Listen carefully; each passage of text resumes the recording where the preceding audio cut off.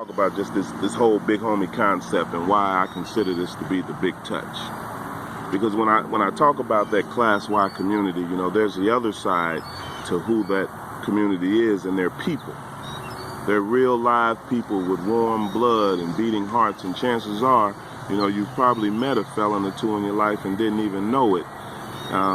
Because, I don't know, some of them kind of, once they go to that penitentiary, some things happen, but it's still, somebody loves them. They got a mama and a daddy and sometimes, they got family, they got community, they got people that don't see them like that, or they know the circumstances of their offense and kind of can give them something. So I do think that you have to start to look at that on one hand as a way to really interact with people who have the propensity to commit that level of violence, or people who are in these hot pockets of communities that produce it. It's not so much that, you're in a war zone, in America, war zones all over the country, because these guys are living in some third world conditions. And so you adopt third world thinking and mentalities, and you approach things like a soldier almost. And that's kind of what's been created on our city streets. And so until you really figure out a way to address that, definitely from an economic level, but from a spiritual level, and you got to have a way of attacking it from all angles. And so I've kind of identified a couple things.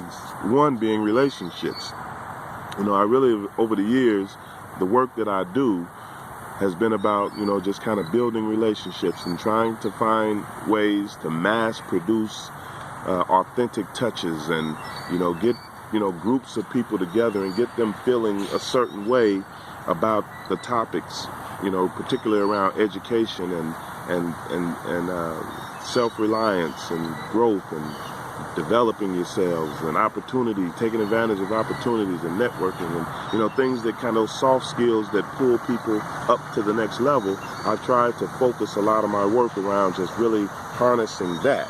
And so now, I come to this crossroad where I'm seeing, these youngsters in situations where they're coming out of the penitentiary, or they've been living in the streets, if you will. And so you get to this crossroad of now you want out. You want a new way of living. You want to do things different, but you just don't know how.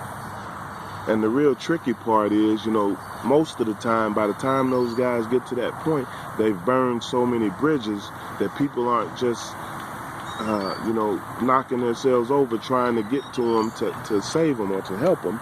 And so it presents this real void, if you will, or, a valley that you got to kind of cross. And so the motivation to get them to come to the table is always a significant part of the conversation, because guys get used to stuff. They get in their routines, just like everybody does. You get in a routine and it's hard to change.